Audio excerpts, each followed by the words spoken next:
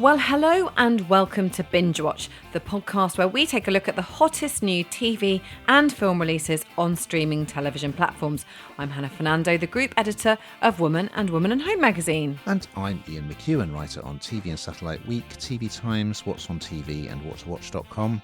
And today we're looking at the new releases that will be available on Friday the 25th of July 2025, including Keeley, Hawes and Freddie Highmore as a contract killer and her son in Prime Video thriller The Assassin, and the return of Tom Basden's delightful family sitcom Here We Go on BBC iPlayer.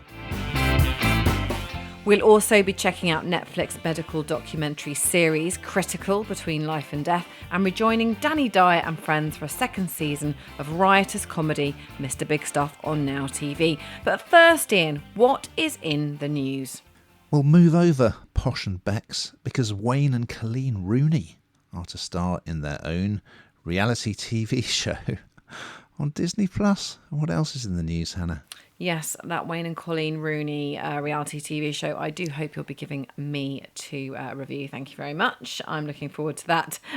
Also, we have to look forward to is Apple TV Plus Sci-Fi Murderbot, which will be starring Alexander Skarsgård as a troubled cyborg who will return for a second series. It's a top-notch week. I won't lie. We've got an amazing new thriller. We've got two excellent returning comedies and a very good medical documentary series. So we're going to start on Prime Video with a new drama series called The Assassin. And here's a clip. What did you think that your mum did for a living? She told me she was a headhunter.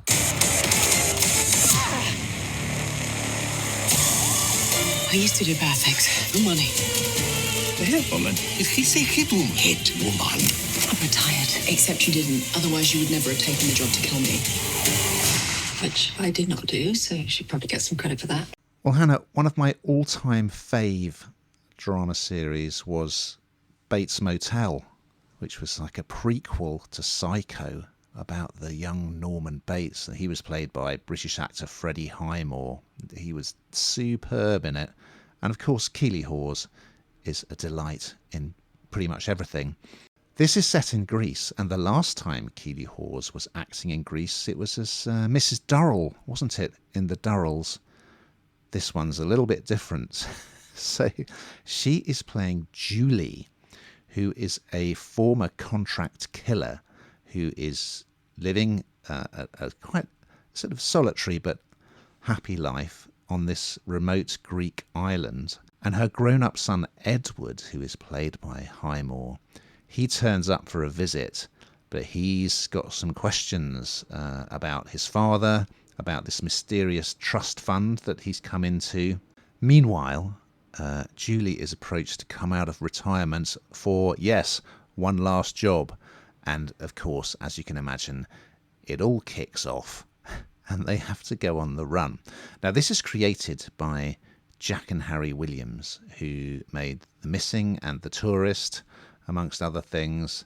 And it's just great because the relationship between the two of them is very, very funny. It's so well done. They're both perfectly cast.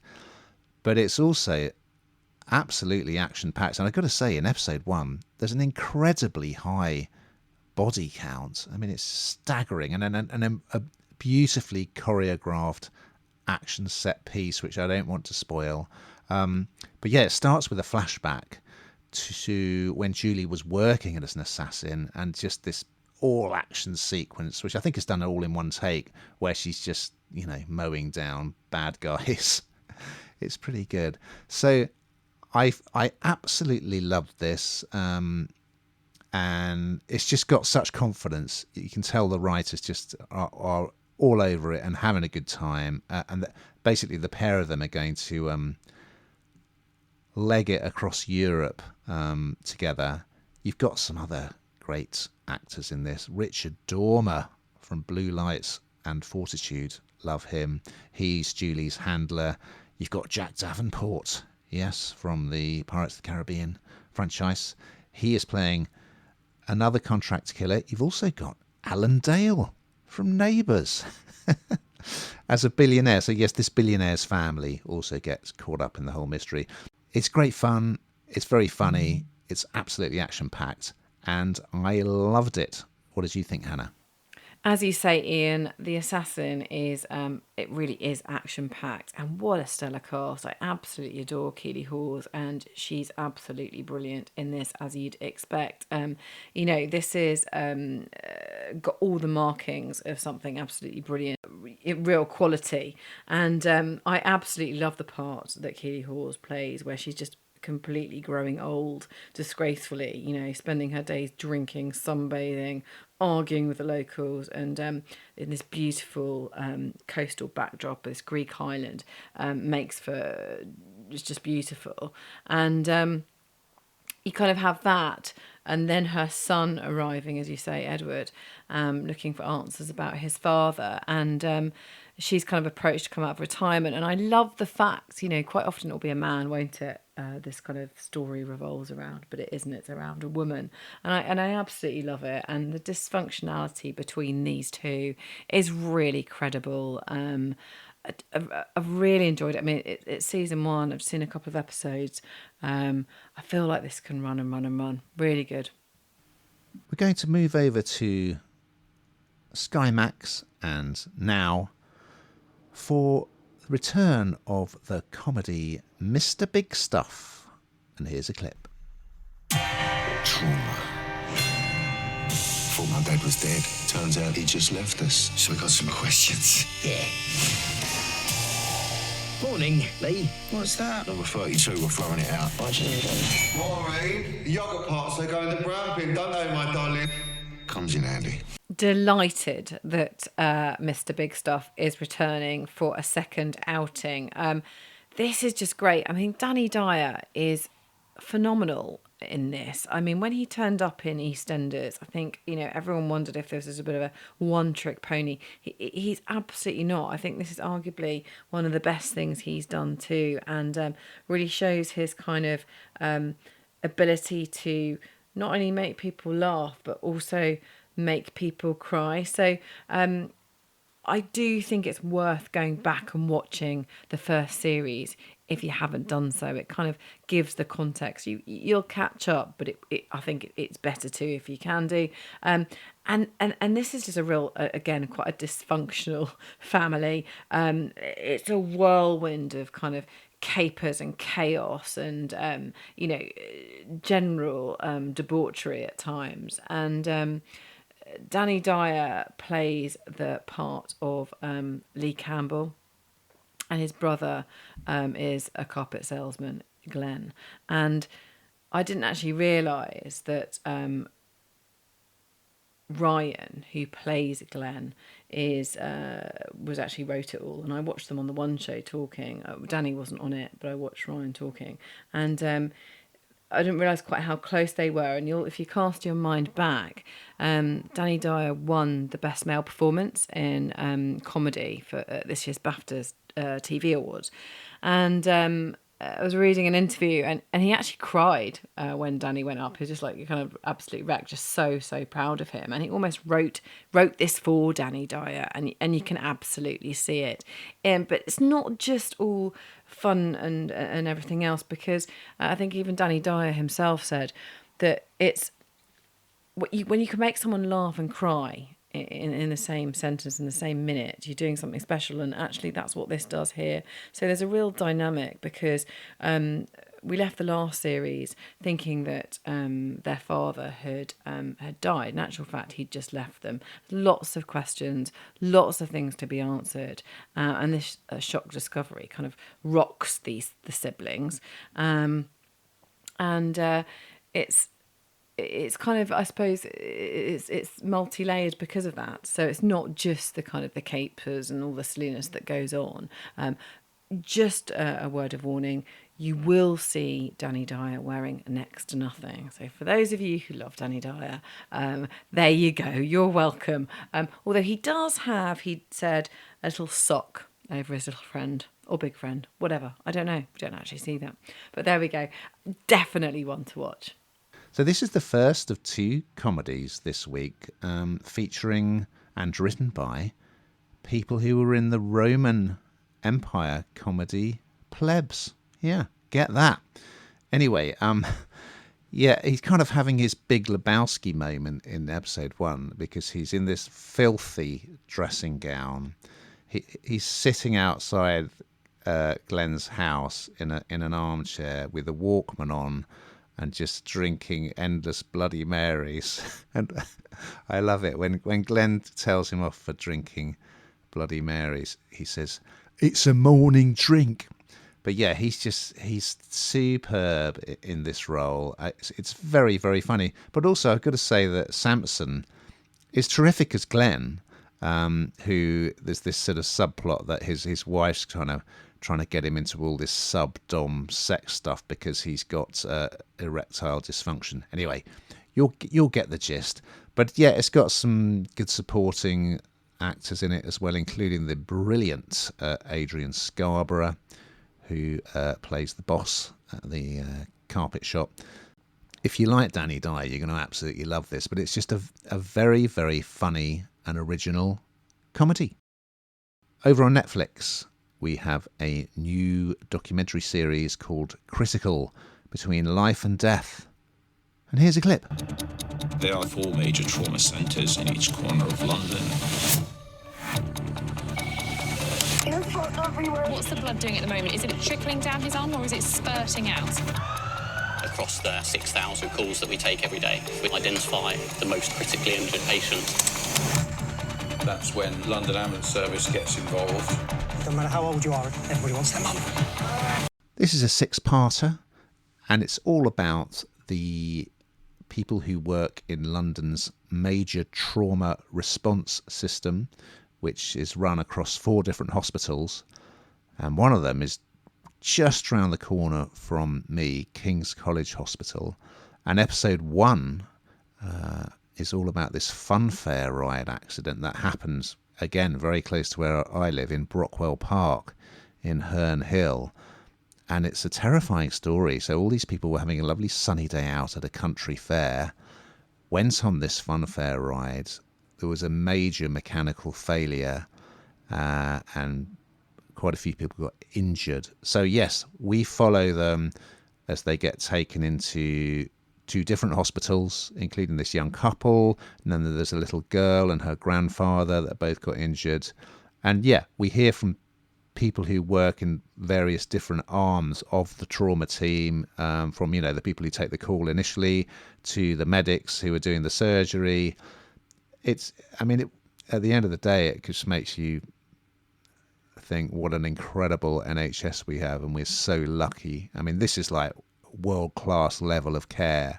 So there will be more stories across the 6 episodes. We'll be visiting, so we go to St George's and King's in this, but we'll be visiting the 2 other hospitals as well and meeting other medics and various other bods who work in this trauma service. So yeah, it's a really well made documentary with some truly inspirational people working in the NHS. What did you think, Hannah? As you say, Ian, this just shows our NHS at its very best, doesn't it? And it shows what it can really do.